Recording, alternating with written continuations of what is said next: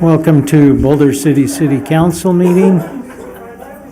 The items on the agenda may be taken out of order. Two or more agenda items may be combined for consideration, and any item on the agenda may be removed or related discussion may be delayed at any time. We'll now call the meeting to order.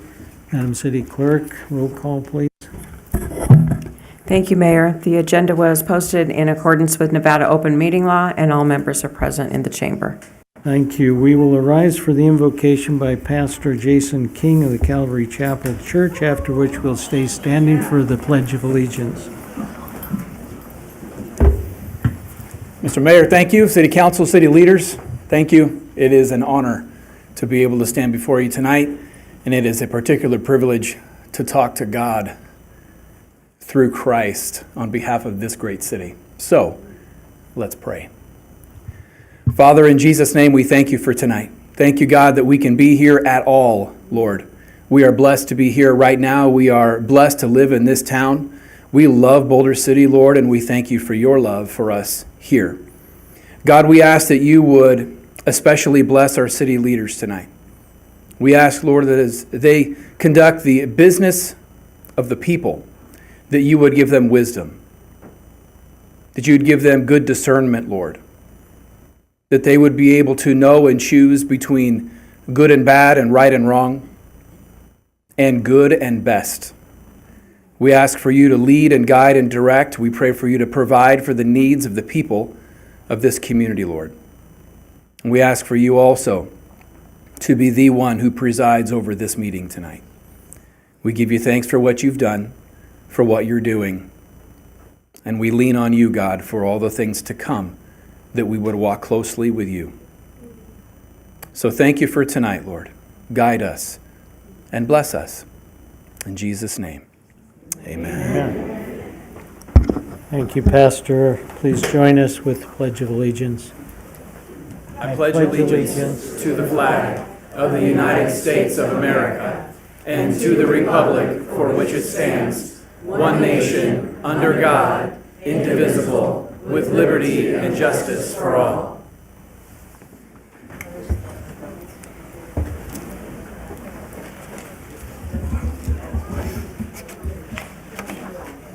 On our agenda, we have announcements before we do anything else. And unbeknownst to anybody else, except everybody, we would like to wish a very special happy birthday to Holly Webb.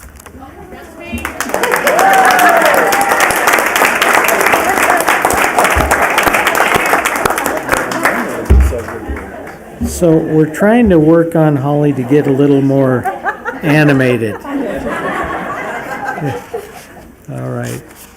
And yes, she is 39, as I recall. Likewise, we have a special announcement. We have Roseanne Mealy, who is masquerading, I think, somewhere. And if she and her fellow turkey could come forward. Good evening, Council. Ray Turner. I'm not Roseanne Mealy, but I'd like to introduce you to these two turkeys over here. These are the community Christmas dinner turkeys right here, and they'll take over from here.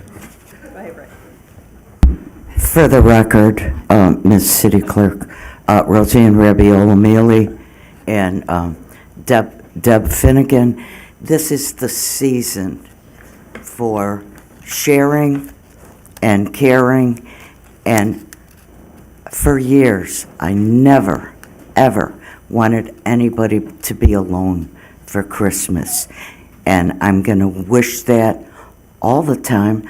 I don't want people to be alone if they don't have to. So, Deb is going to give you all the details. We're inviting everybody to the Christmas dinner on Christmas Day.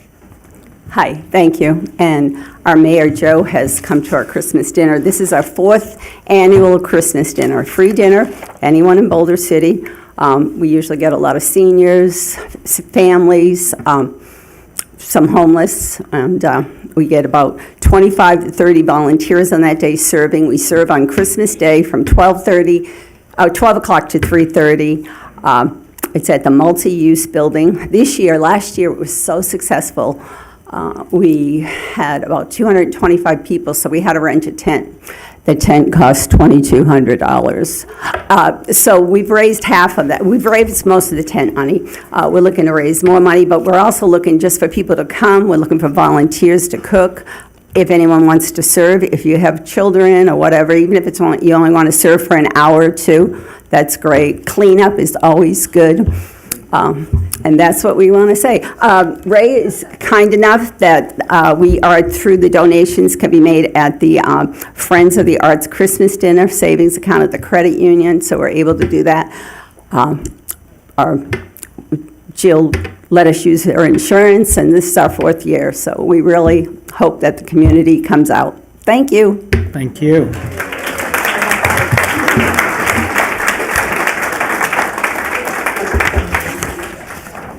We have another special announcement. We'd like to recognize Judge Victor Miller, who's retiring after more than 4 decades of judicial practice in Boulder City.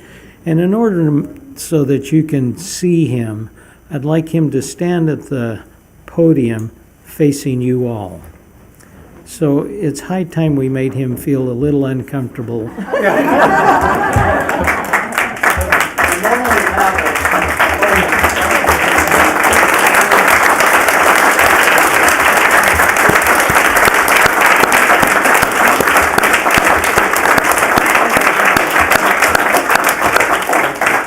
Now, this is a great time. You don't get to say anything. But you still have to stay there.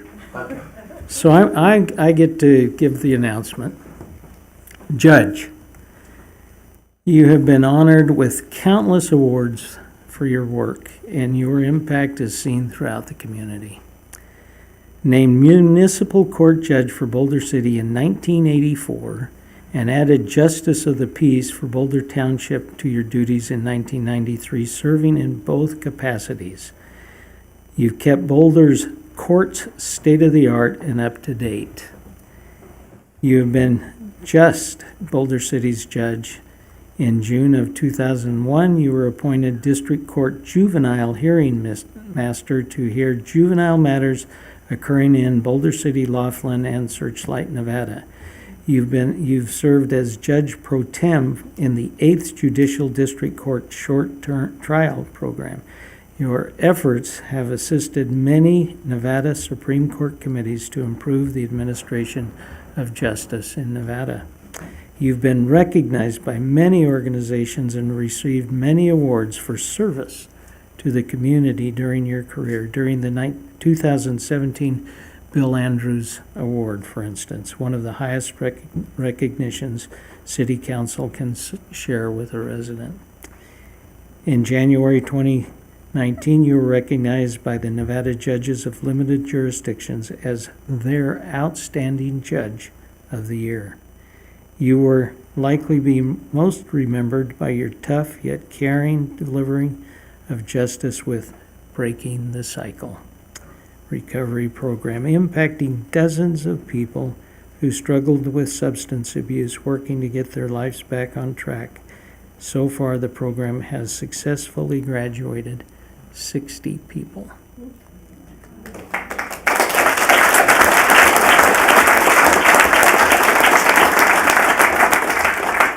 Your 4 decades on the bench, the Honorable Judge Victor Miller will retire next month. Judge Miller, council and I would like to share our gratitude of a life of service. Thank you. Thank you. Thank you very much.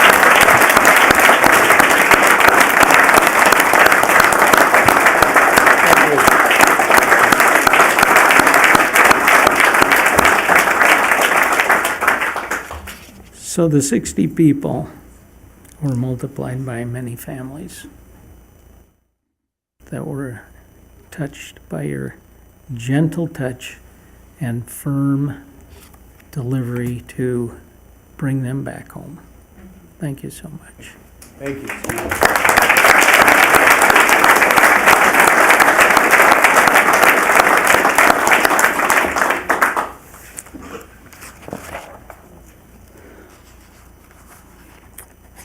So for possible action, we would need to approve the agenda.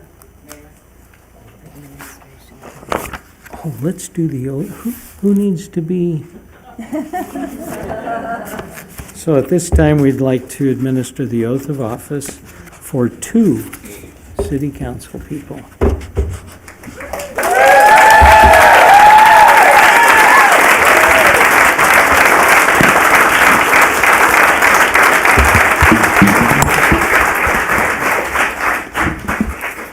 If each of you could stand. You here? Facing me. Thank you, ladies. If you could raise your right hand and repeat after me.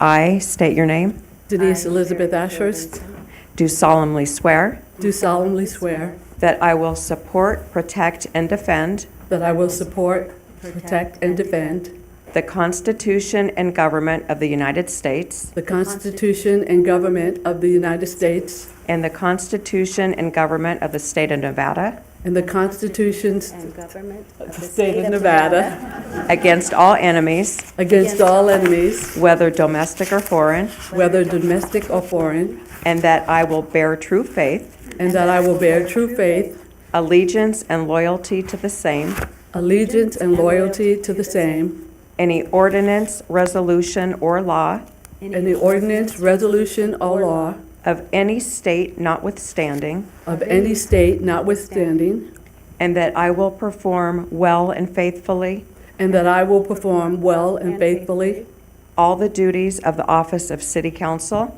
all the duties of the office of City Council for the city of Boulder City, Nevada, for the city of Boulder City, Nevada, on which I am about to enter. on which I'm about to enter. So help me God. So help me God. Congratulations. And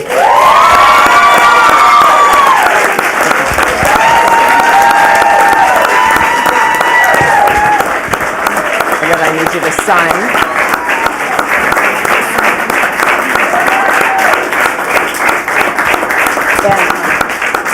Get a towel now, ladies. And I'm also going to present to you, after you sign your official oath of office, your general election results, and that you are duly elected as city council. Okay.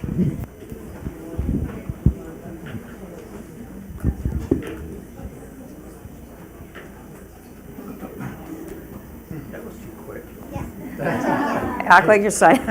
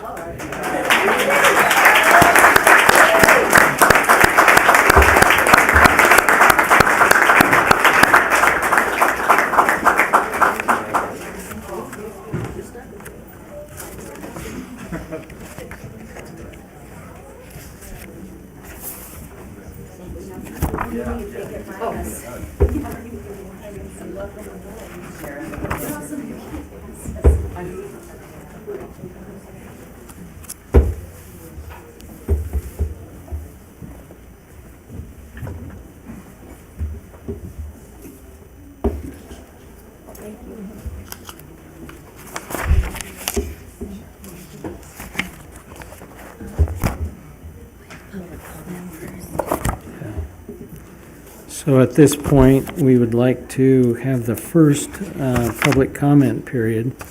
Anything that is on the agenda, someone can address up to 3 minutes, either here in the room or online, or on phone rather, 702-589-9629. And so this would be an appropriate time to say anything that's on the agenda. There was a oath of office on the agenda in case anyone wanted to say anything. Is anyone on the line?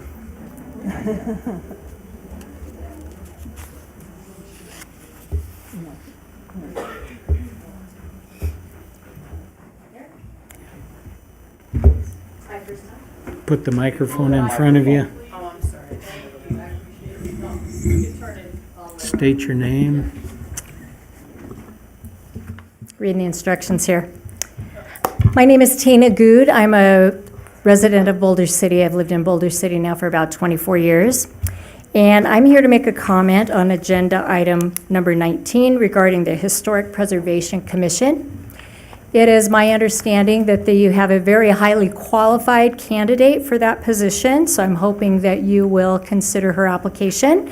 And I'm speaking about Norma Valley, who has been a resident of Boulder City for about 12 years, who is well acquainted with the difficulties and challenges of working on historic preservation projects, and having grown up in New York around a lot of 100-year-old plus homes, I believe that she would be well qualified for this. Her background and experience in construction projects and with her show on TV, the Tool Belt Diva, I think makes her also uniquely qualified to understand the importance of maintaining the integrity of the historic preservation projects. In addition, she comes with some other additional qualifications. She's very, very good at marketing, and it's my understanding that most volunteer organizations really struggle with getting people involved and getting the community to back and support some of these different initiatives. So, and knowing her personally as a friend, I hope that you will consider her for this very important position. I think she's probably, if anybody, overqualified. But anyway, I just want to make a comment in support of her, and thank you for your consideration. Thank you. Anyone else here in the chambers like to come forward? Or anyone wants to call in at 702-589-9629? Anyone on the line, Madam City Clerk? Seeing no one coming forward, no one on the phone line, we will close public comment and move to approval of the agenda, of the regular agenda. I'll move to approve the regular agenda. I'll second. Is there a one we want to take off? Okay, so it's been moved and seconded to approve the regular agenda. Any discussion? All those in favor say aye. Aye. Aye. Any opposed say no. Thank you. It has been approved. Then we'll move to the approval of the consent agenda. Move to approve. Mayor and council, if I could, staff would like to request that item number 10 be moved from the consent agenda. Is that included in your motion? Yes, it is. Yes, it is. Item 10 to be removed. Is I'll there- second. Moved and seconded for the consent agenda. All those in favor say aye. Aye. Any opposed? been unanimous. Thank you. We'll move to the regular agenda then.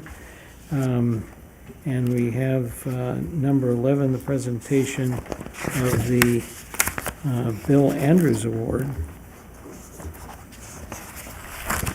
And I've tasked the Mayor Pro Tem with the showing that off because I didn't want to touch it and break it. If I can get this out then.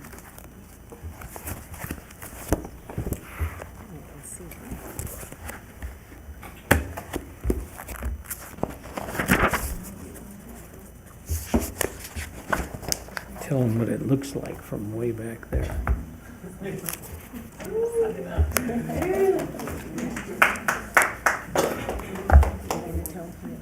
Yeah, let's say something. So it's not a secret who is being awarded this. But I'm pleased to announce the winner of this year's Bill Andrews Award. The award was established by City Council to recognize individuals who made a difference in the community. I'm not going to use Jill Lagan's name in a sentence yet. This is the 25th annual award. Some of the more recent award winners include Michael and Teresa Giroux, Christy Springate Hill, Joe Rowe, Judge Victor Miller, Phil Esser, Fred and Phyllis Bockuber, Deborah Finnegan, I think she was recently at Turkey, Dr. Robert and Mrs. Lori Merrill, Barbara Agostina, Doug Shepman. 2 council members submitted this nomination for this year's winner. Born and raised in Boulder City, she learned entrepreneurship early from her father with businesses in and around Boulder City. Her unwavering commitment to the local business community and innovative initiatives have profoundly impacted our town. She has been pivotal in managing various community projects, including Main Street Project, events like Spring Jam wine walks, and Christmas Parade. Each initiative reflects her ability to inspire community participation and celebrate our local culture. She is a proud wife and mother and community partner with other nonprofits such as Lend a Hand and Emergency Aid.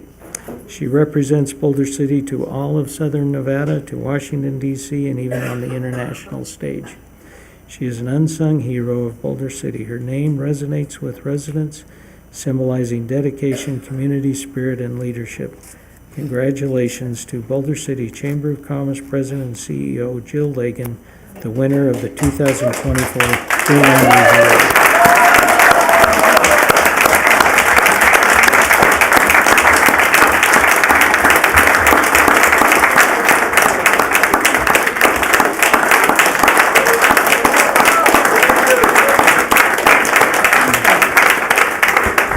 Ooh, this is the hot seat. Thank you guys very much. I'm super honored, very humbled. I'm obviously in the midst of greats such as Judge Miller. Thank you for all your service. And the same thing with Deb Finnegan. And I want to quote, Pastor King did an amazing job saying, we love Boulder City. And that's why we do this. So thank you, thank you. Thank you for the recognition. I'm sure there's a million others that really deserve it.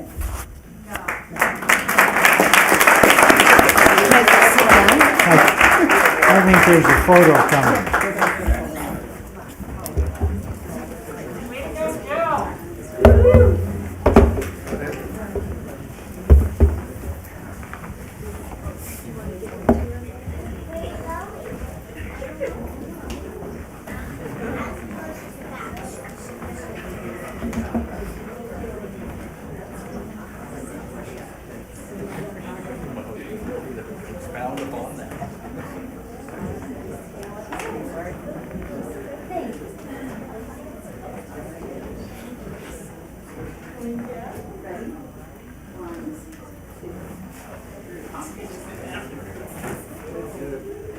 Right, folks, a little more here too. That's good, thank you. Yeah, I will give you the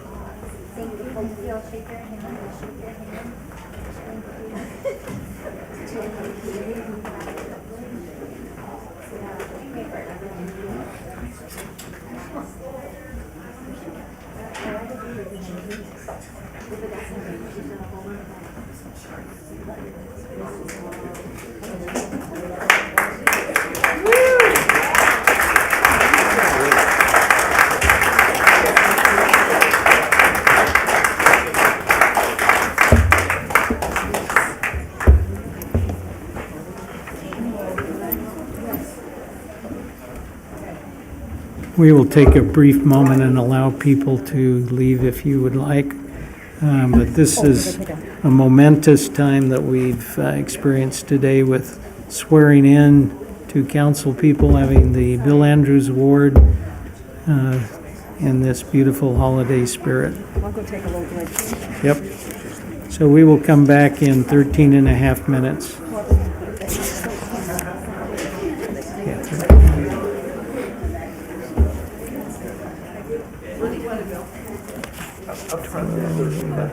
Yeah, 13 and a half minutes. No.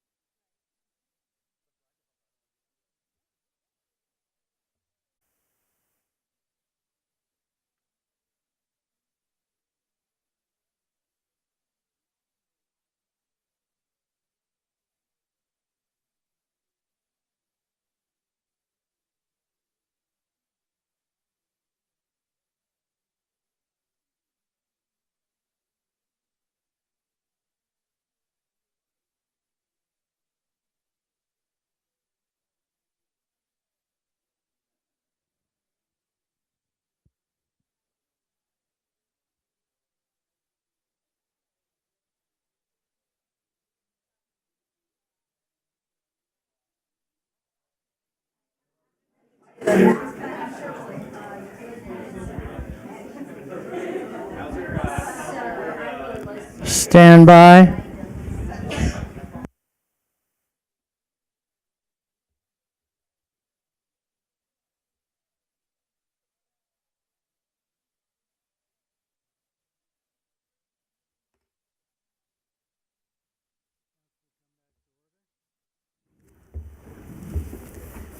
And we'll have a presentation on number 12 on our agenda. Cynthia Sneed, our finance director.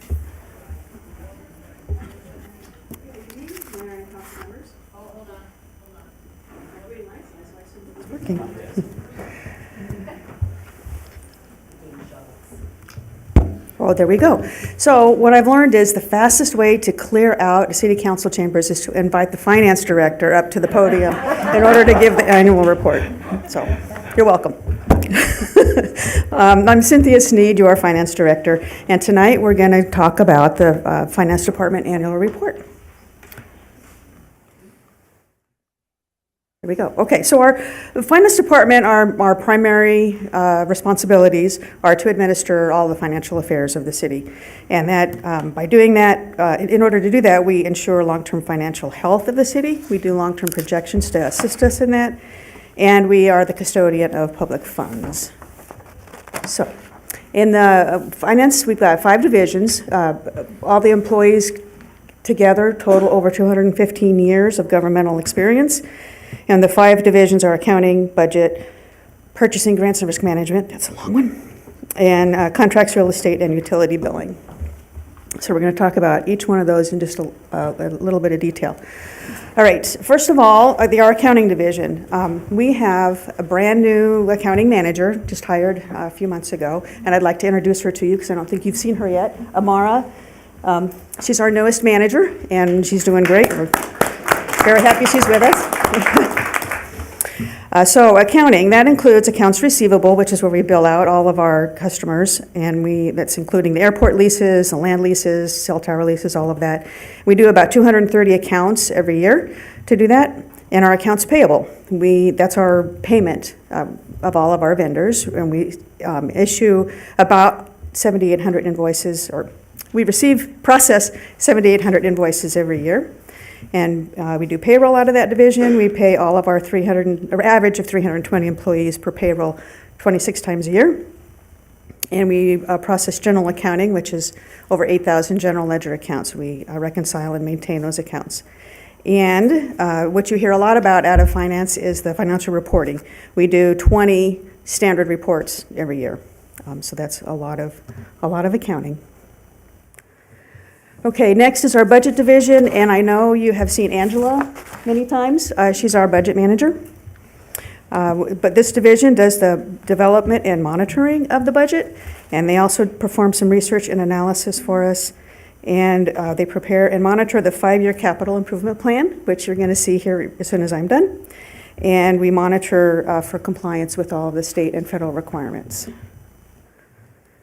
So some of the accomplishments in the budget division is they prepared the award-winning city budget for last year. That's one of those GFOA awards that we talk so much about. And they prepared the last year's capital improvement plan. And this year we conducted some new budget training for employees. That was a new thing, and they did a great job.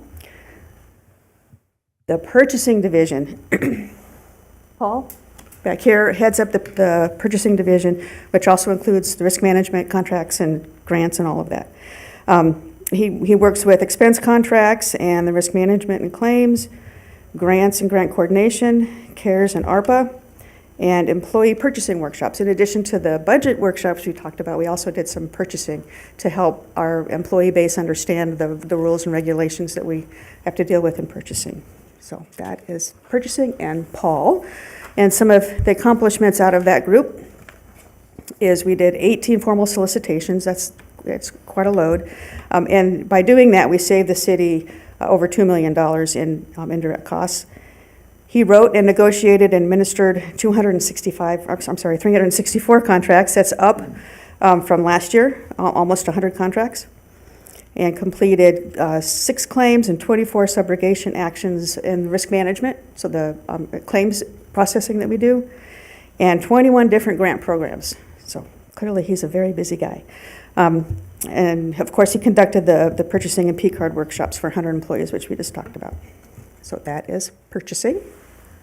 Contracts and real estate. So Brock, I know you've seen Brock many times. He's our contract guy. That includes land sales, land leases, revenue contracts, also some more research and analysis. And he's really the mastermind behind our transparency efforts. When you see those beautiful brochures, he's really the one behind the scenes putting that together. And of course, he's the special projects guy too. So some of his accomplishments this year, we did some enhanced and expanded budget document preparation. And he assists me with the financial forecast, does a lot of the research for me.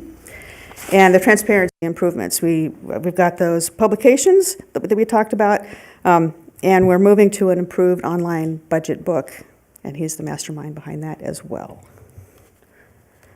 Okay, utility billing is also part of finance. I'm not sure if you knew that or not. And our manager over that area is Brady. Utility billing, so they do for all of our utilities, they do the meter reading and the producing bills, accepting payments and processing the payments. They also do business licensing, and they act as the city cashier downstairs. So this graphic is all about utility billing, and what we're really trying to portray here is over the last 5 years, it's been very steady and very constant. Not surprising given our growth pattern that we're just not adding a lot of new accounts, but he's keeping a very steady ship back there, so that's the point of this one. Okay, for the financial reporting, one of the major documents that we put together is this annual comprehensive financial report.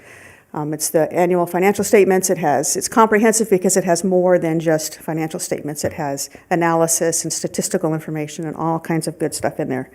This is what gets audited annually by the independent CPA firm and is one of the reports that we submit to the GFOA for the award. Speaking of the awards, the first one here is for that document we just looked at, the financial statements. It's called a Certificate of Achievement for Excellence in Financial Reporting, and that's awarded by GFOA. We've done this for 33 years, I believe, in a row. So we're very excited about that. For the last year, fiscal year '23 was the most recent award that we received on that. And similarly, the budget document is one that we submit to the GFOA, and we did receive that same award in '23. And we believe everything is on track to receive it again for the newest one that's been submitted. And we prepare a popular annual financial report. We call that the PAFR. It's really a condensed version of a kind of a mashup of the financial statements and the budget document put into one. It's another one that Brock puts together. So when you win that award for all three of those items, it's called the Triple Crown Award. So here's my prop. It's our Triple Crown Triple Crown Award winner yet again for the 4th consecutive year. So there we go. And a new award this year, you may recall just a month and a half or so ago, we were recognized by Pool Pact for our enterprise risk management, or excellent risk management processes. So that's largely due to Paul's efforts, and in addition to just being acknowledged for that, the financial impact is it keeps our claims and expenses down with Pool Pact, so we save some money that way. So that's what I have. I'm open to any questions. Any questions, comments?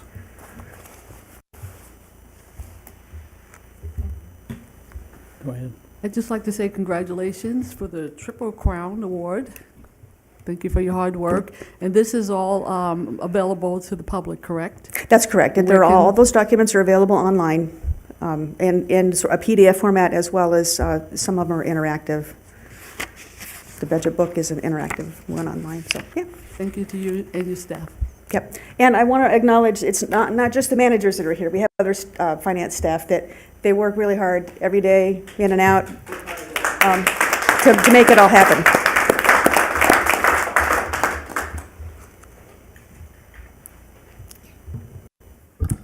I'm not so sure it was you that cleared the room, and if they'd known you had a prop, they would have stayed, I think. However, I do also want to say thank you for the breakdown of what happens down there. Sometimes for those of us who dread tax season or any other time, you avoid the finance area because of that. But you work hard down there, and what I love is that you do it in a way that is discernible for the common person. Like you put out reports where the common person can pick it up, look at it, and understand how city processes and budgets work. So the transparency guru or genius or whoever else is involved in that, thank you, because that makes it easier when I go about talking about the budget, and I know that I appreciate that. And it's easier for me as a citizen in this community to understand where all the money goes. Clearly, you're doing it well. I mean, I'm so glad that you weren't just satisfied with one GFOA award, that you went for 3 in a row, and you're looking for 4, or 4 in a row, and you're looking for 5. I mean, let's make it 5. What's 5, right? So thank you for always wanting to achieve excellency. I really appreciate it. There's many hands that do that, and we appreciate you. So thank you. Other questions? So, am I allowed to ask how the golf course is doing? Is that the next one?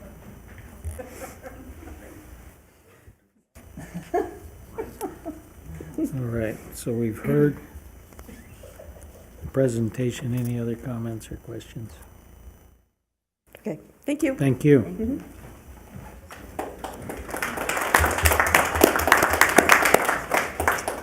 And moving to regular business number 13.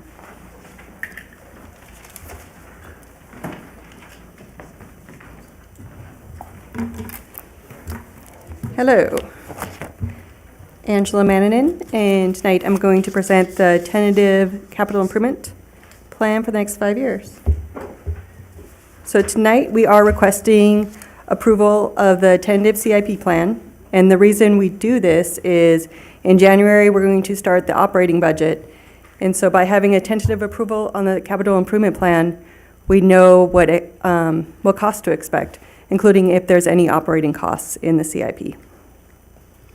So the 5-year plan, put on my glasses, includes 69 projects for a total of $133 million. One of those projects includes the pool. So as of the ballot question being approved in November, the pool is now 100% fully funded.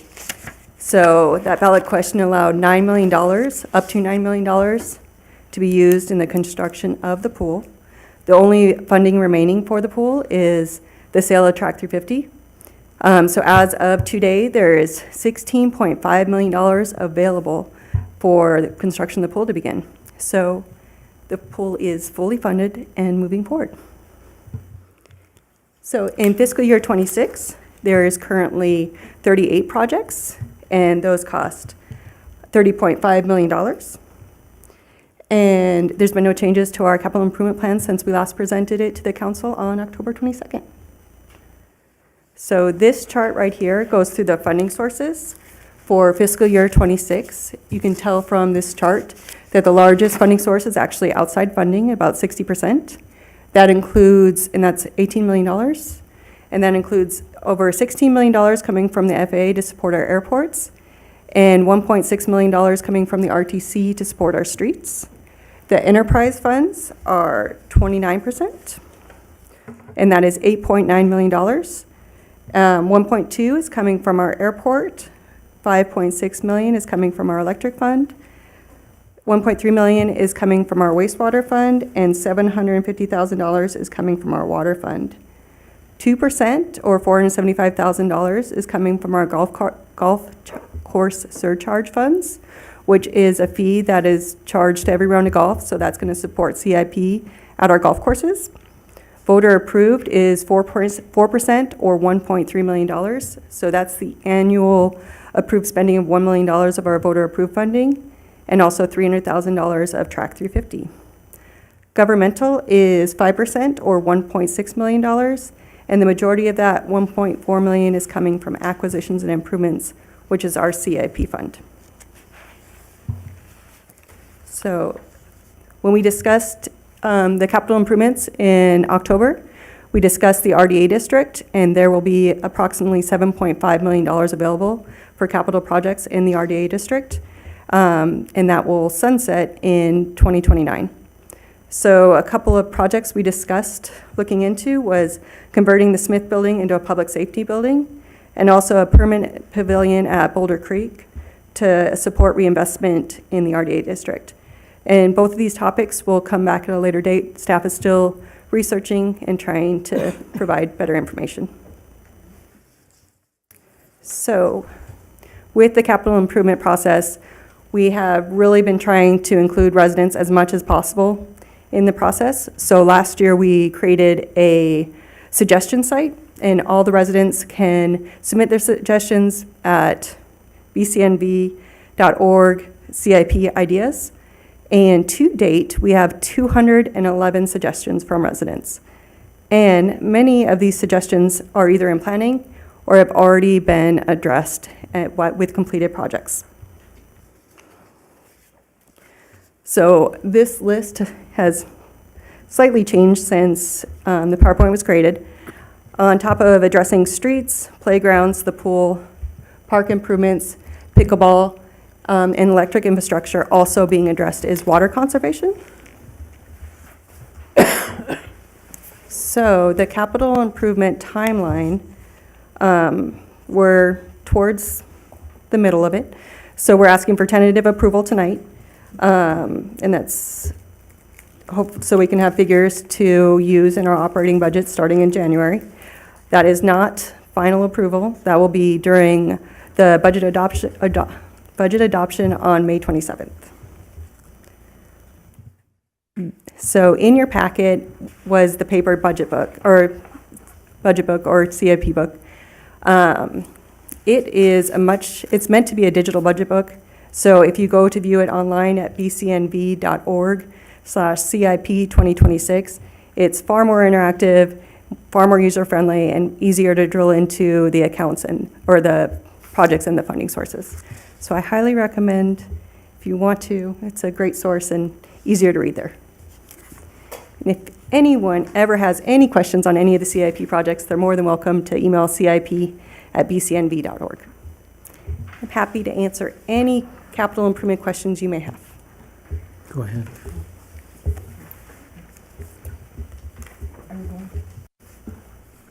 I just had a question. With this being 2026, I know that's when all of ARPA funds need to be spent. Do we have all of our ARPA funds either projected for these CIPs or dedicated to other areas?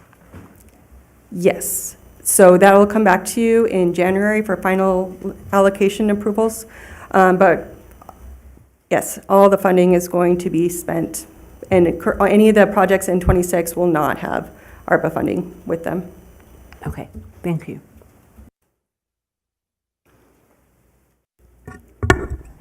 I would like to add to this, I don't know how I add it, but looking into a dog park, possibly an Escalante Park over here, to look into that and add that to the capital improvement, where it would be an enclosed dog park.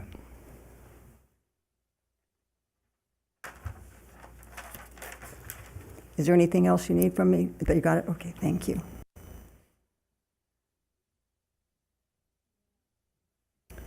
Any other comments?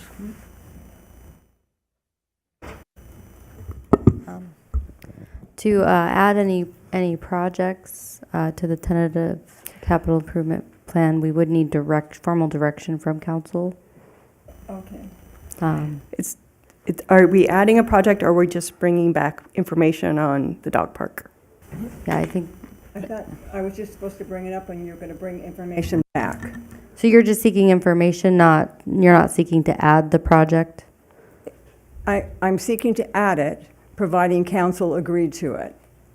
It's not on our agenda, as I understand it, but. Well, the capital improvement plan is, so council can, but we can certainly, if there's a request for more information from all of council about that as a project, we can bring that back.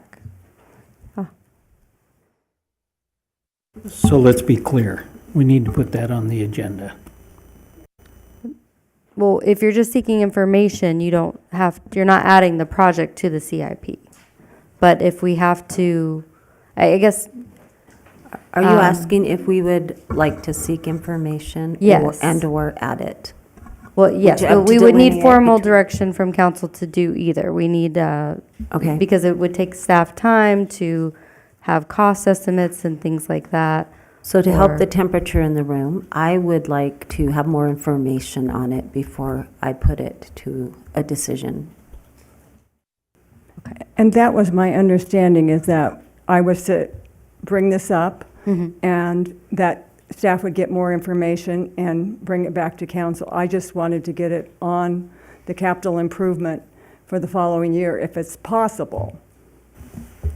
Yeah, so we just need, if there's consensus from council as a whole to seek more information about that project, we can bring that back to you. Yes.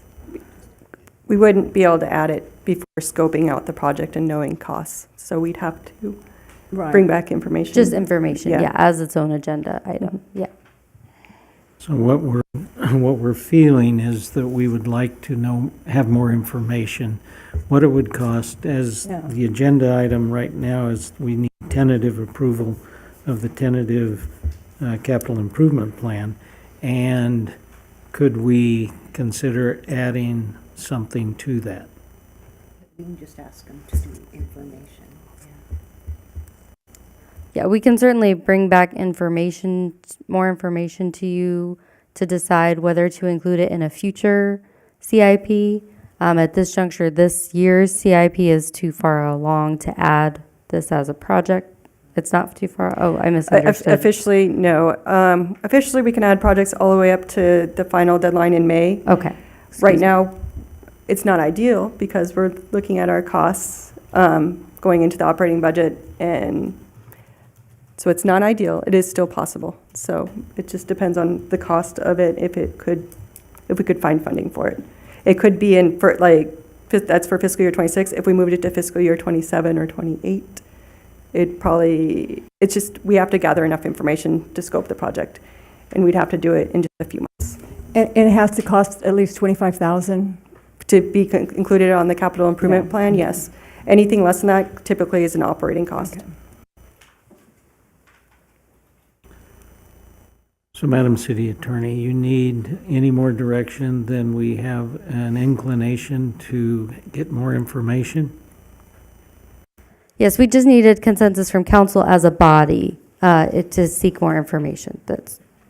So we were just looking for more discussion and deliberation on Councilwoman Booth's suggestion to seek more information to ensure there was consensus to bring back more information. Does anyone not want more information? I definitely want more information. I'm just hearing about it for the first time. I know. Do you got that? So the motion for the approval of the tentative budget could include approving the tentative budget with more information regarding a dog park. Okay. Right. So are we far I enough got along that you can make that motion? I think I can make that motion. I don't have a number here that I have to use, do I? It's Okay. just the tentative approval of the capital Okay. improvement. A tentative approval of the capital improvement plan for the fiscal year 2026 through 2030, and adding on a conversation regarding a dog park or the cost of adding a dog park. Is that? Is there a second? I'll second. Moved and seconded. Any discussion? All those in favor say aye. Aye. Any opposed? It has been unanimous. Thank you. You have clear Thank you. going forward. Thank you, Angela.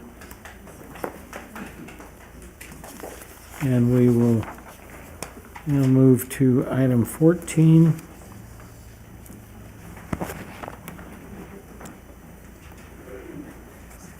We have a red line.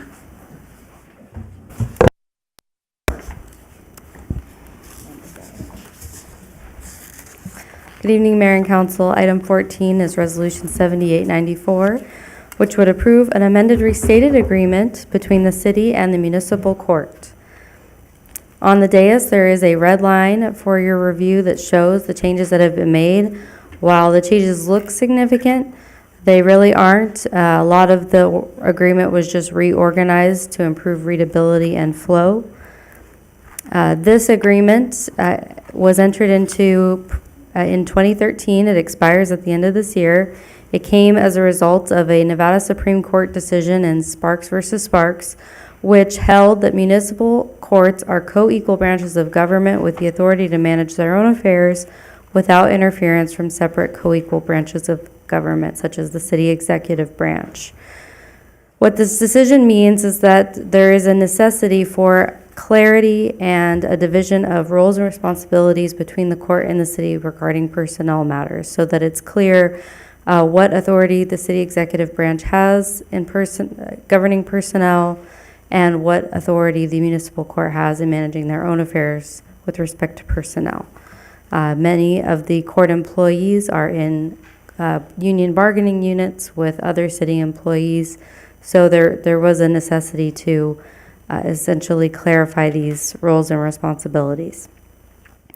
The substantive changes before you would add a one-year automatic renewal provision when the agreement expires in 2029, in the event the agreement's not renewed before it expires. And this just allows the agreement to continue if there are no major issues. After 2029, if either party believes the agreement needs to be revisited, then either party can deliver a notice of non-renewal that will trigger negotiations, and we can resolve any issues with the agreement.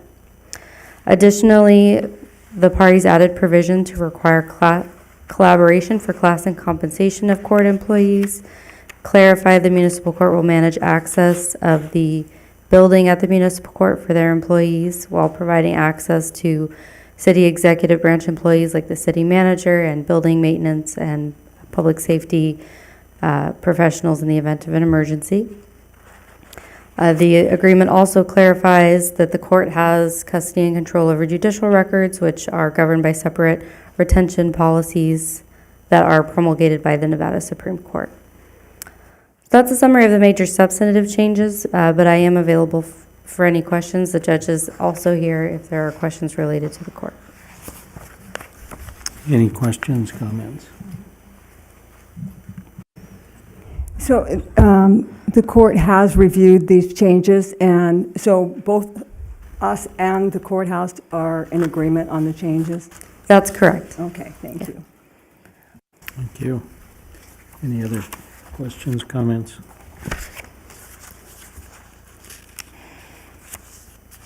So do you need a resolution passed at this point? That would be great.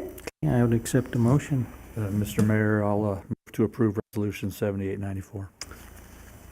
I'll second. Moved and seconded. Any discussion? All those in favor say aye. Aye.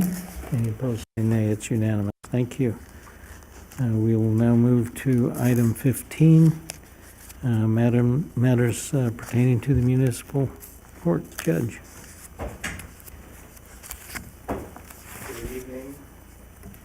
Good evening, Mayor Hardy and members of City Council.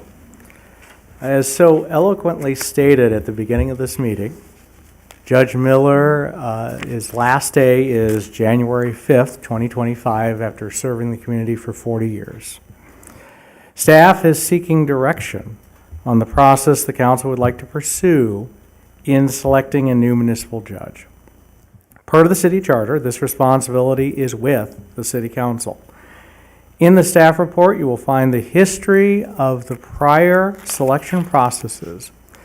City Council can provide direction tonight or can ask for more information from staff to bring back to you for your consideration on what this process should look like. Because the process will take some time to complete, staff is also seeking direction from the City Council this evening on appointing an interim judge during this selection process. To help with the council on this action, we have provided in the staff report Resolution 7604, which provides a list of judges pro tem approved by the City Council in 2023. Also in your packet, you have Judge Miller's resignation letter, which in it, he expresses his interest in serving as the interim judge. And with that, I can answer any questions. Thank you. Any questions? So I've got the letter that Judge Miller said. Basically, he's stepping down and as of and willing to serve as interim, what we would call a senior judge on July 7th, as it were, and January 7th, and then continue, and for us to then have some time to figure out what the process would be to appoint a new interim judge. Is that accurate? Or actually a new judge? Yeah, so we'd be looking for feedback on what you think that process should be. And then we can bring back additional information if you have questions or want to get more information on processes of other jurisdictions, so that then you can decide how you want to move forward with the permanent position. Any questions? I do. I have points for discussion, but that's after he takes a seat, so. And I'll wait till the discussion time as well. Okay, you want to sit down and listen? Go ahead, Councilman Walton. I think first of all, you had the opportunity to be the voice for council. I appreciate that, and our gratitude to Judge Miller, and I'll echo that briefly. I'm interested in staff finding similarly structured communities with the relationship between council and municipal judge, so that we could see what models there might be out there for us to then use as the jumping off point for further discussion. I think I have additional points, but they may be more appropriately discussed after staff brings back further information, and then we kind of narrow it down. But I'd like to at least state I'm interested in some communities that are structured like ours, and finding out what they do, what they've done, and how we might utilize any of that information in our process. So my first point of. Okay. And I agree with that. This hasn't been done. Judge has been in for 40 years, so we would definitely need maybe a template from Henderson or whoever has done this before we go any further with it. The question I have is, who are the judges we're looking for? Do they have to be from Boulder City? Do they have to have certain criterias, or is that part of all the information that we're looking for? That should be, it seemed to me, foundational of what we're looking for. Who can be judge? Because we do have an elected judge, but there's apparently two. There's a municipal, and then the other side, correct? Judge Tillman. So the foundation, the question I guess I'm asking is, what is the criteria to be a judge for the municipal court? The qualifications are set forth in NRS Chapter 5, and those are included in the packet. The municipal judge must be a citizen of the state, a resident of the city for not less than 1 year, be a qualified elector in the city, and not ever have been removed or retired from any judicial office from the Commission on Judicial Discipline. Boulder City does, because of our population, our municipal judge is not required to be an attorney. Also. Thank you.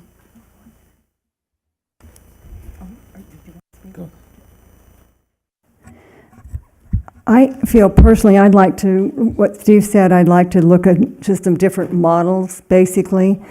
As I look at it, I'd like to see us interview the best and the brightest for the position, but I don't feel that I necessarily know what attorneys should know and what does a judge have to do. I don't have that field of expertise. So I would like to look into possibility, do they hire people, not hire people, but ask judges from like Henderson or Las Vegas to come in and sit in on the interview and make recommendations for us. That's one of the processes that I could see happening, but I too would like to see us have some kind of feedback of how they do this and who does it and what kind of people could we expect to help us through this process. That's all I have. Thank you. With us being under 25,000, we have other, or I think what was the requirement, under 100? That they didn't have to be? I have to look at the specifics of the population caps, but because of our population, a city less than 25,000, we do not have to. Would you look within the state for similar or outside of the state? Yeah, we'd probably look. Well, most other jurisdictions elect their judge or provide either in their city charter or by ordinance that the justice of the peace is the ex officio municipal court judge. The city of Boulder City and Yerington are the only jurisdictions that still appoint their municipal judge. We could certainly see how the city of Yerington has approached this in the past. We could look at other jurisdictions that do appoint regularly, and we can see how they do it.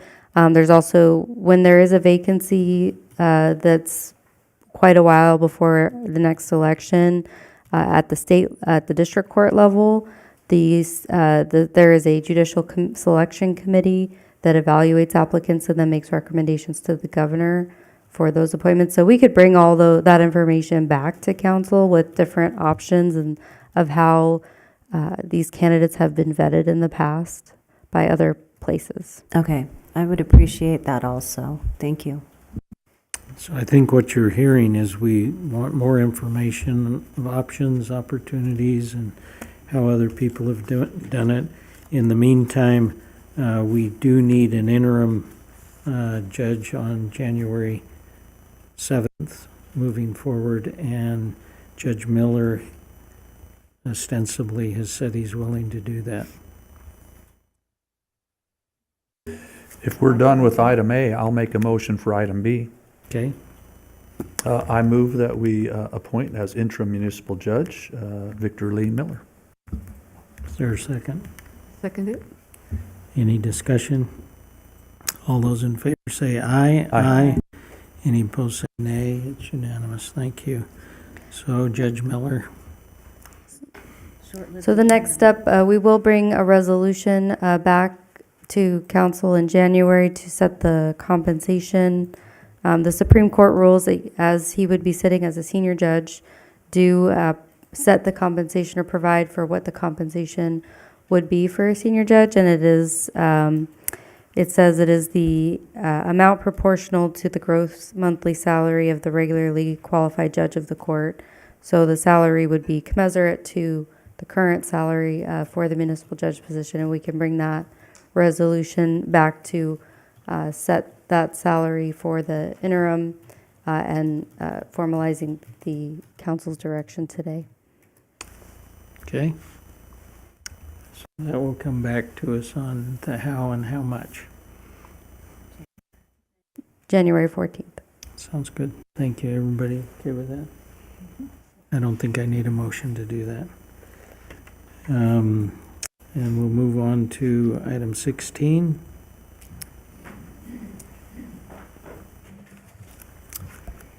The owners of 211 and 215 Hallett Cove are looking to consolidate the lots into one. They have an existing single-family home on one and are looking to expand onto the other.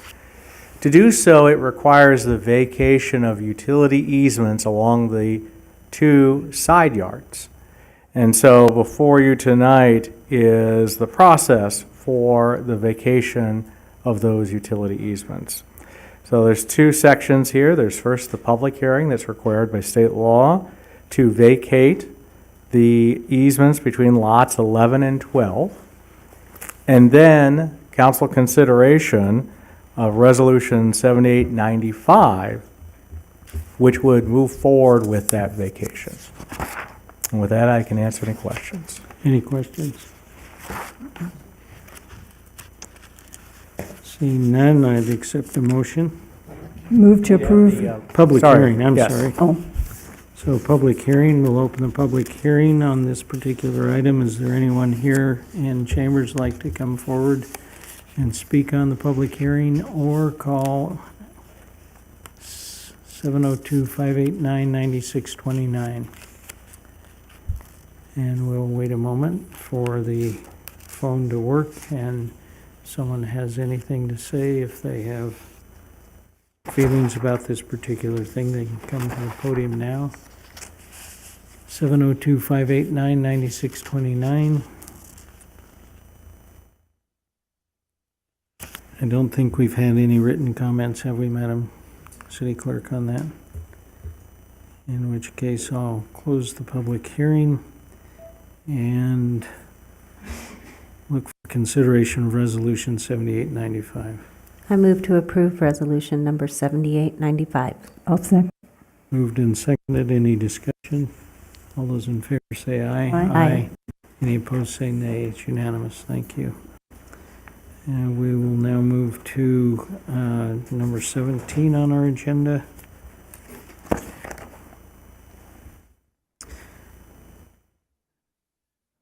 Proposing an interlocal agreement between the City of Mesquite and the City of Boulder City for prosecutorial services in the event of a conflict of interest.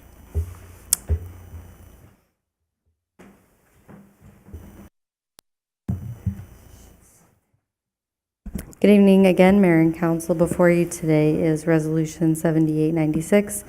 This would allow the city to enter into what is essentially a mutual aid agreement with the City of Mesquite in the event the prosecution team has a conflict of interest and is unable to prosecute a defendant within our court system. We can call on the City of Mesquite to send their prosecution team and prosecute the defendant, and vice versa. So simply is another tool in the city's toolbox and enables the jurisdictions to help each other. Right now, our prosecutor is, Thomas Moskell? and he would be comfortable with going to Mesquite if need be. Yes. Okay. Any other questions? I would accept a motion. Move to approve Resolution 7896. Second. Moved and seconded. Although, any discussion? All those in favor say aye. Aye. Opposed say no. Thank you. It's unanimous. And then moving to item number 18 on our agenda. First thing on item 18 is the appointment of the mayor pro tem. Is the current mayor pro tem willing to continue to be the mayor pro tem? Yes, I am. Want a motion? I move to elect Sherry Jorgensen mayor pro tem. Is Second. there- Moved and seconded. Any discussion? All those in favor say aye. Aye. Any opposed say no. Unanimous. Thank you. Mayor and council, if I may. So regarding the appointments, if there is only one nomination, we won't need a vote. They would just be declared elected by or appointed by acclamation. If there's two or more, then it would require a vote. And that. So we are now looking at Boulder City Community Education Advisory Board, and I currently serve on that. do you want to continue to serve on that? Sure. Does anybody else want to serve on that? I will second her nomination. If there are no other nominations, she's just automatically appointed by acclamation. All right. And then on the Civilian Military Council Executive Board, I currently serve on that, and I would love to have a veteran who can get into the base without going through lots of problems to do that. Do we have anyone on this council willing to do that? I'll nominate Councilmember Ashurst as the representative to the Civilian Military Council Executive Board. Is there a second? I'll second it. Moved and seconded. Any discussion? By acclamation. There you go.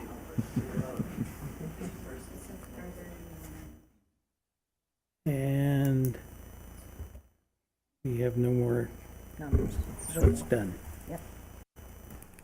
Yes, unless there are two nominations, we don't have to have a first and a second. Okay. And we'll move to Southern Nevada Health District Advisory Board, which I sit on, and as a physician, it's probably a good thing to continue that. I would accept a motion. I believe it's by acclamation because we all agree with you. Okay. Yeah, if somebody could just nominate him, and then if there are no further I nominations. nominate Mayor Hardy to serve on the Southern Nevada Health District and Advisory Board. Any other nominations? Seeing none, done.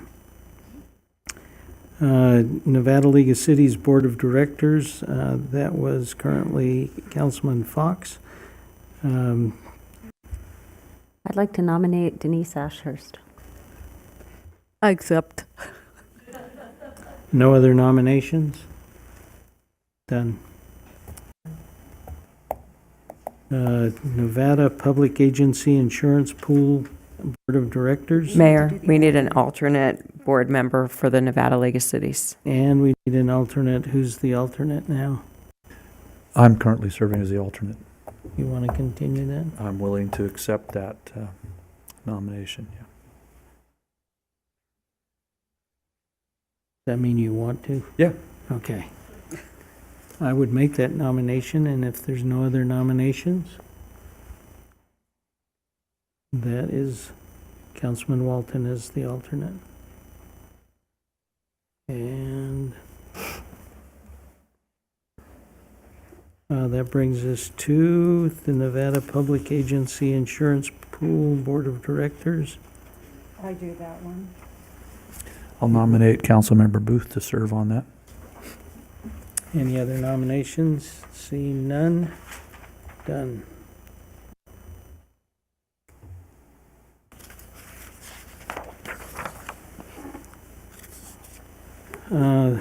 The Regional Transportation Commission, and in accordance with the Regional Flood Control District, I currently serve on that and am willing to do so.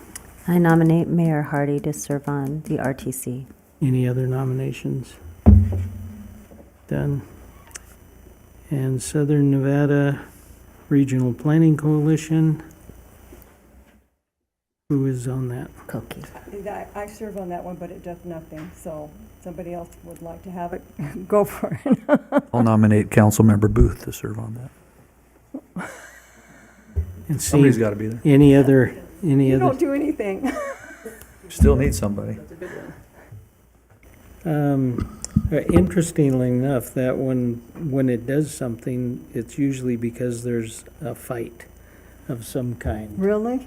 And so far, we've gotten along. Is that what it is? Yeah, I mean, I've been there, done that. Would you like Councilman Ashers to take that off your hands? Or? No, I don't want to do that to her either. I'm the new kid on the block, I'll do it. There's nothing you have to do. That's why I'll take Okay, that one. you can have it. So was So- that a nomination? Yeah, that's a nomination. Any other, I feel bad. any other nominations? Are there, so we have Councilwoman Ashurst and we've had Councilwoman Booth both nominated. I'm happy to rescind my nomination of Member Booth. Thank you. The Booth nomination has been rescinded, so that leaves us with one nomination, and Councilwoman Ashurst is there for it. Clark County Debt Management Commission, and I currently serve on that. are you willing to continue to do that? Sure. I would hear a nomination. I nominate Councilman Jorgensen. Any other nominations? See none, done. And Southern Nevada Water Authority, I nominate Councilman Walton. okay. Any other nominations? See none, done. And Workforce Connections, I'll step up to that one. and any other nominations? Somebody else? Did you want to do it? Seeing, Are you nominating yourself? Yeah. I guess. Okay. If not, I'll nominate Councilwoman Booth. Thank you, Sherry. and any other nominations? Seeing none, that's done. The Audit Review Committee, I'm on that one. You are too, aren't you, Yep. Sherry? Jorgensen. Yep. Mhm. I and am too. we need, There's two. I'm happy to stay or do whatever. I'll nominate members Booth and Jorgensen to the Audit Review Committee. and we need two, and we've got two. Any other nominations?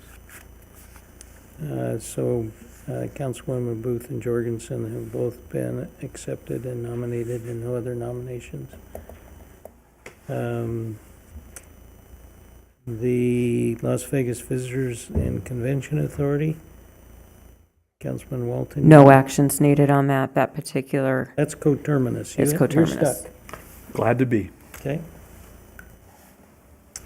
And LVGEA, which I serve on, and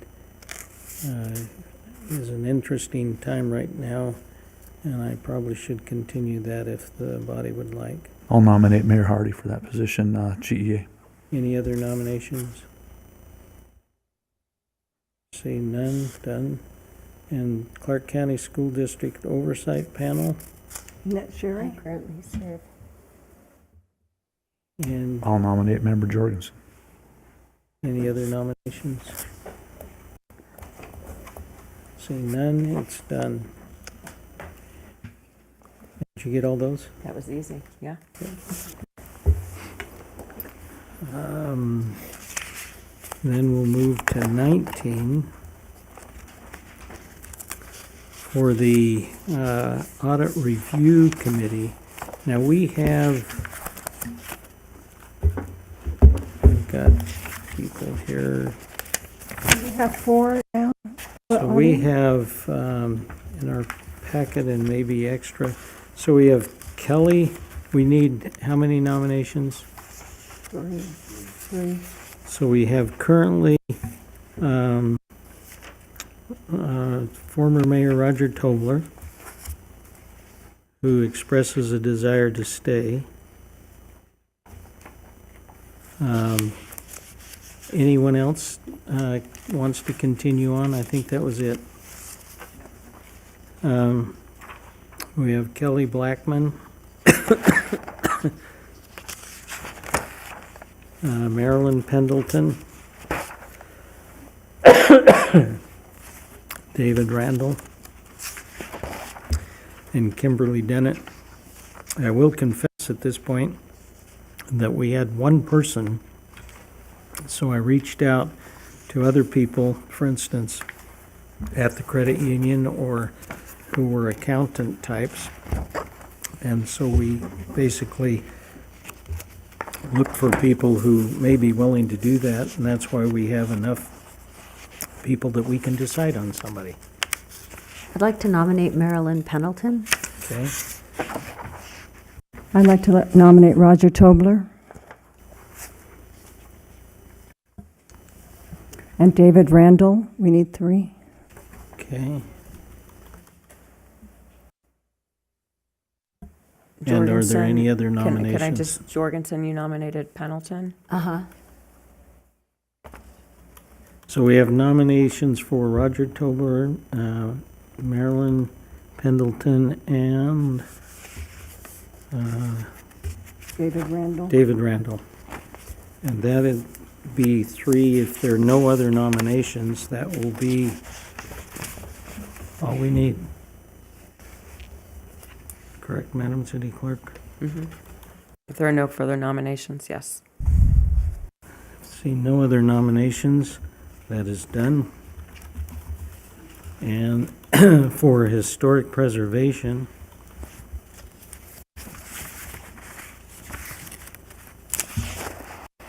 we have John Hancock and middle initial David, and Christian Clinton, Gary Dahlia,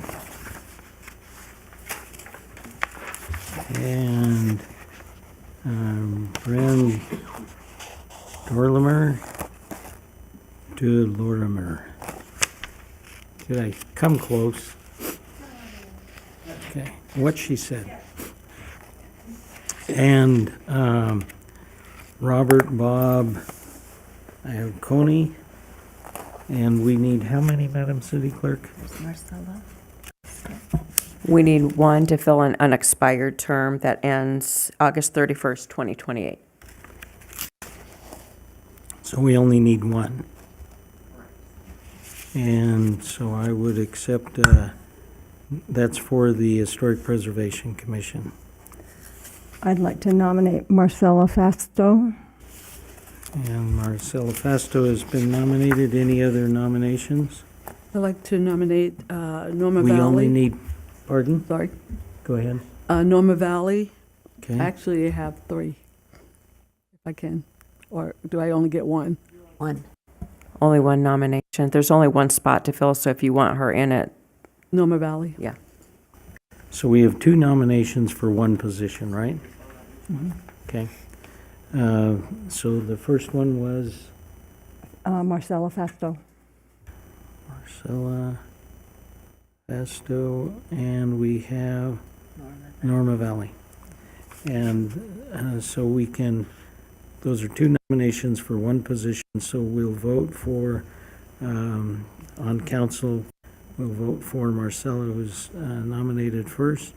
All those in, you get 1 vote, by the way. You can't vote for both of them. All those in favor of Marcella Fasto, say aye. Aye. Aye. And that is 3. And- I heard Walton and Booth, and who else said aye? Jerry? Jorgensen. Okay, thank you. So that was Walton, Booth, and Jorgensen, correct? And so that is 3. You can only vote once, and so that, You still need an actual vote for Norma Valley. okay. All those in favor of Norma Valley? Aye. Aye. And that is 2. And 3 is more than 2. Right? So it is Marcella Fasto. And then we go to Parks and Rec. We need one needed. Not sure I've got the Parks and Rec in me.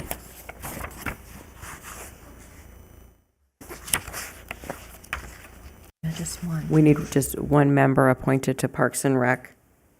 I'd like to nominate before you Kristen Burke. Kristen Burke. I think it's Christian. Christian Yeah. Burke. Any other nominations? Seeing no other nominations, Christian Burke is the new commissioner for Parks and Rec. And move to the Planning Commission.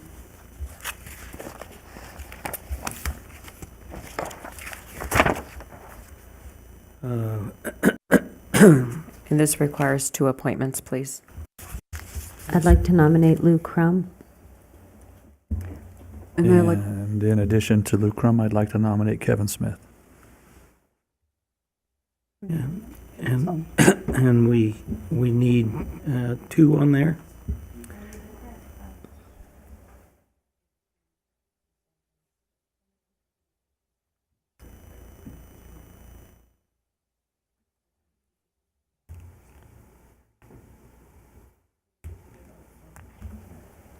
So we have 2 nominations for 2 positions. If someone else wants to nominate another one, then we have to vote. And if nobody else nominates anybody, we would have Lou Crum and Kevin Smith both appointed to the Planning Commission. I think that's a great team to move forward. So I don't hear any other nominations, so Lou Crum and Kevin Smith are thus appointed to the Planning Commission. That was wonderful. What a good council. Great job, huh? You folks do such a good job. And that brings us to number 20 on our agenda, City Manager's Report, Claims Report. Okay, and any questions of him? If not, we'll move to, Nothing unusual to report. okay. And with that, we'll move to, if there aren't any questions, concerns, we'll move to 21, City Manager's Report, Financial Report, unaudited. Nothing unusual to report. Right, and so when you say nothing unusual to report, that means the golf course is doing okay. The golf course is doing okay. Thank you. And that brings us to public comment. Anybody who would like to come up and say anything, take your 3 minutes, up to 3 minutes, and it can be on anything. Good evening. Just as a matter of identification, my name is Chuck Ann Baker. I'm a past editor of the former Boulder City News, author of a veterans column in the current Boulder City Review. I've owned several investment properties over the years in Boulder City, currently own a building on Foothill Drive. I'm a veteran of Vietnam, Purple Heart, current member of the Boulder City Historic Preservation Commission. However, I am here tonight as an individual representing only myself. I am proposing that Boulder City build a Veterans and Military Museum, so designated with the vintage former airport building that is currently being used as a storage facility for the city. Boulder City might consider such a project that will draw tourists and tourism dollars, as well as honoring veterans of the city and of the state. Boulder City is a veterans-friendly city, long been recognized as such. Location of the Veterans Home, Veterans Cemetery, Veterans Park, several memorials, including the upcoming Shane Patton Memorial, and several veterans organizations. Boulder City is designated as a World War II Heritage City by the National Park Service in conjunction with Henderson. Both of the cities are designated as such together. World War II permeated every aspect of American life, resulted in a large migration of people here. Individuals and families found good war jobs out of a sense of patriotic duties. I have a suggested plan on how a proposed museum might be funded. Time does not permit me to go into the details at this moment, but I am asking that the mayor or other appropriate city individual schedule a meeting with me to discuss my suggestion that would designate the airport building as a future museum, and I would also discuss funding opportunities at that time. In the end, the point is to establish a Veterans Museum here. Boulder City is the gem of Nevada. A Veterans and Military Museum belongs here. With that, thank you for your time, and Merry Christmas, everybody.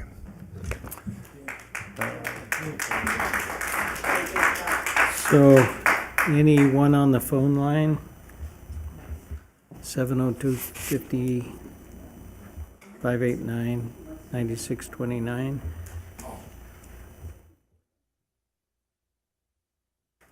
Wait a little bit.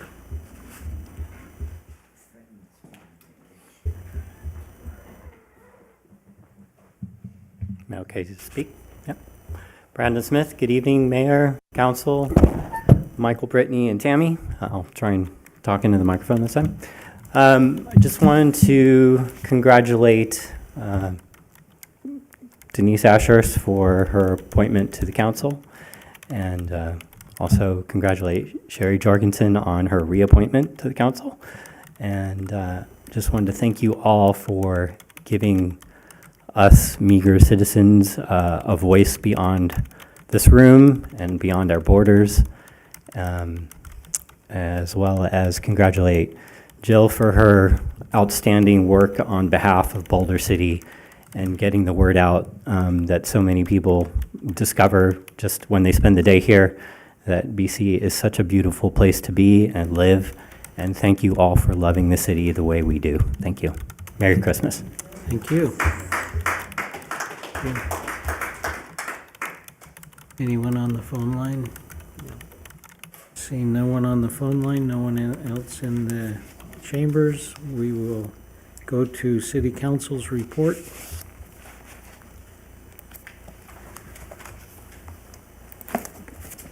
Say what you do. I'd like to give a big thank you first and foremost. There we go. Can you hear me now? I'd like to give a big thank you first and foremost to my Lord and Savior and the residents of Boulder City who have embraced me since I moved here in 2005. I thank everyone in attendance and those who have left, may be online this evening, for their love, support through prayers, and of course your votes. A special thank you to my family who are here from Colorado, Michigan, and Maryland, and Las Vegas. My church family from Calvary Chapel, Boulder City, and my Tuesday group, as we've been meeting for 3.5 years to discuss local and national issues that impact us. I've also already received notes and emails and phone calls from a few with long lists of things that they would like to see changed or properly addressed with the council. There are many ways we could serve each other and our community, and that begins with respectfully listening and communicating with one another. I pledge to be transparent and always available for coffee. I have also been warmly welcomed by the mayor and the council and city staff, and it is now time to go to work. I'm looking forward to a new year that will be chock full of new beginnings, energy, and excitement. I leave you with a principle that I live by: always leave a place better than when you found it. Thank you again for allowing me to open my mouth boldly on behalf of the citizens of Boulder City, and may God bless this city and the great state of Nevada. Thank you and Merry Christmas. Thank you.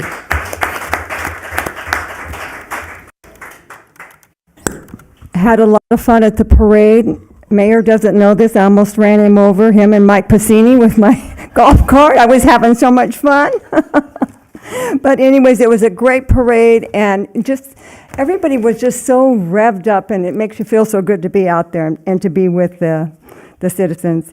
Also, I hope everybody drives down Fifth Street to see what the residents did over there with that street. It's just amazing. In fact, I had Denise's granddaughter with me in the cart, and she wanted me to stop so she could get out at the houses and run around. So I also wanted to mention that this Saturday from 4 to 7 p.m. at the Boulder City Animal Control, we're going to all say goodbye to our sweet Ann. We're really going to miss her. The animals are going to miss her. She has really created a legacy here that I hope continues in the same spirit that she's carried it on.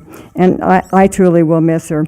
I also was reading the newspaper this weekend, and I just want to read what this came up. It says Boulder City teens' actions stand out at High School Heroes Awards Show.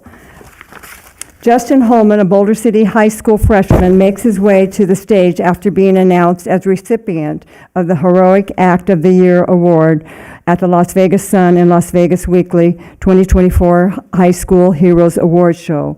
On Monday at Meet Las Vegas, Holman witnessed a motorcyclist in the desert suddenly crash his bike, fly through the air, and land on his head. Holman stayed with the motorcyclist, Jesse Jerez, until he regained consciousness and helped him back to his home, where family members transported him to the hospital.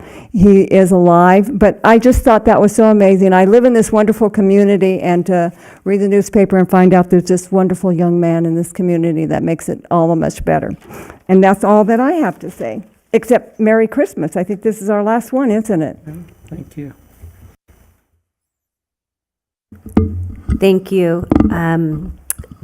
Welcome, Denise. I think you will find that this is a wonderful place to discuss and have conversations about Boulder City. I, too, want to say thank you so very much. It's kind of a weird interim when you get in the primary or you know, and then you wait and you don't know what to say. But thank you so very much for allowing me the opportunity to serve 4 more years. I really appreciate that, and I don't take it lightly. And I hope to be able to do the job that you trust me to do. And I am also available and open, and would be open to hear what you need to say or want to say or would like to see done. I just had so much fun at the parade, and I can see that Koki might have almost run you over. She said before we took off, "I'm Italian." And I think she thought it was a Maserati. That's all I could think. I was running as fast as I could behind her. But what I loved, I think, was the turnout.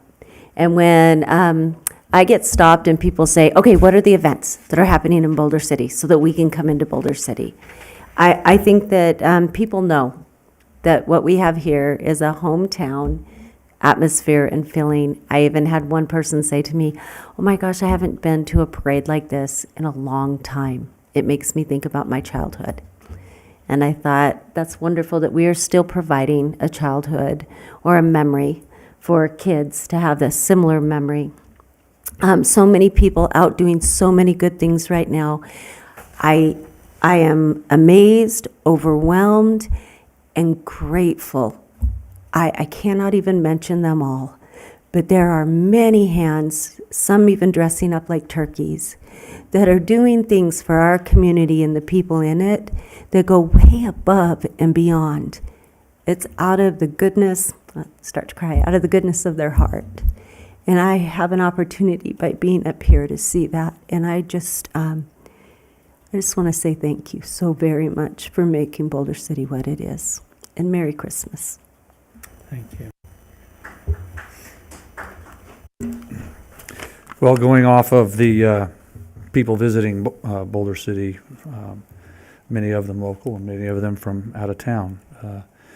Just this last week, the Stadium Authority for the task of trying to come to agreements to bring the Oakland A's to Las Vegas. They signed some additional agreements that are paving the way for the Oakland A's professional baseball stadium to be built here in Las Vegas. And that's a huge landmark, continuing to make Southern Nevada the sports and entertainment capital of the world. But more importantly, the large percentage of people that come to this area and then go and explore.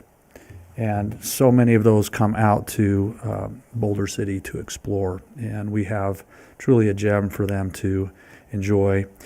Just this last weekend, we had the groundbreaking of the Railroad Museum, the Nevada Southern Railroad Museum, which will go on the corner of Buchanan and Boulder City Parkway, or the highway, whatever you want to call it. And we look forward to that being also an international draw for people to come to Boulder City. It will be one of 7 museums in the entire state. So we're excited to be a community that will host such a fantastic historical museum and celebrate the railroad as it impacted the development of Las Vegas, the Dam, Boulder City. We are, and on the Water Authority, I won't say fighting the fight, because we are truly a collaborative group who form the Southern Nevada Water Authority. It isn't its own entity without the direction and guidance and policies as dictated by the member agencies, which have the elected officials from those agencies. And so I'm striving to ensure that Boulder City's interests are protected, preserved, that our access to our water is preserved, and that the interests beyond that are kept intact. And it's a great opportunity to serve there. And then also on the Colorado River Commission, which really governs the distribution of hydropower. You know, you'd think Colorado River Commission is all about water, but it's actually about hydropower. And it's about distribution of power and agreements that coordinate that. And so we had that meeting today, and making additional decisions that will help preserve hydropower. You may have read or may not, but Southern Nevada Water Authority, as dictated by the member agencies, is investing quite heavily in water conservation projects beyond our state borders in Arizona and California. And you say, well, why would we do that? Because that puts water in Lake Mead. That allows us to keep the resource of Lake Mead intact, and it allows us to produce hydropower, because the higher the water level, the better those turbines spin and the more power that's available. And so that's really an important effort that we're engaged in Southern Nevada Water Authority, and in investing in ways that preserve our source of water. And again, as has been said, happy holiday season, whether you celebrate it via a faith tradition or not. I hope that this season is one of peace and love for everybody, and that we can be the change if we need change, or the peace and love that we want to find in our community. We can be that within our hearts and start it from the inside on out. And so Merry Christmas or Happy Holidays to all. And that's my report, Mr. Mayor. Thank you. Mm-hmm. So I forgot to mention, Wreath Across America is a long tradition here in Boulder City, about 12 years. We will be meeting at the cemetery Saturday, 9 o'clock, And we have 33,000 grave sites down there, and we have laid up to 8,000. So that's not a lot, but every year we do more and more. So if you have some time this Saturday, come down and honor our vets. As Mr. Baker said, it's 9 o'clock. 9 o'clock at the chapel. We'll start laying the wreaths at 9:30. And just a side note on that, everywhere in the world where we have a soldier buried, we do the ceremony at the same time. So different zones, obviously, but it is a big deal for our vets. It's the biggest youth event in Boulder City. A lot of people don't know that. Boy Scout, Girl Scouts. I mean, when you come down, there's thousands of people down there. I think Councilwoman Jorgensen spoke on behalf of the mayor, and that was your first time coming down. You will be blessed if you go down and honor our vets. What we do is we just lay the wreath down, we say a few words, and we salute them. So if you'd like to take part with us, come on down. I'll have a bright yellow jacket on every year, so, and a balloon, so you'll find me. Thank you for the time. I appreciate it. Thank you. We had what we call an untitled survey to see how good we were doing or how bad we were doing. So one of the questions was, how responsive have we been to your questions or concerns about our service? This is the city, and 85% said extremely responsive and very responsive. How well did our service meet your needs? 85%, extremely well or very well. So not only do we have a wonderful place to live, but we have people who are working for the city, and they are doing us a wonderful job. We appreciate the city staff. We live in a great community, citizens, staff, everyone together. I've been just very blessed with our abilities that we have as a city to be an example, not just to our neighbors, but to the whole southern Nevada area. And people appreciate coming out to Boulder City, and it is a wonderful place for lots of different reasons. So thank you very much. With that, meeting's adjourned.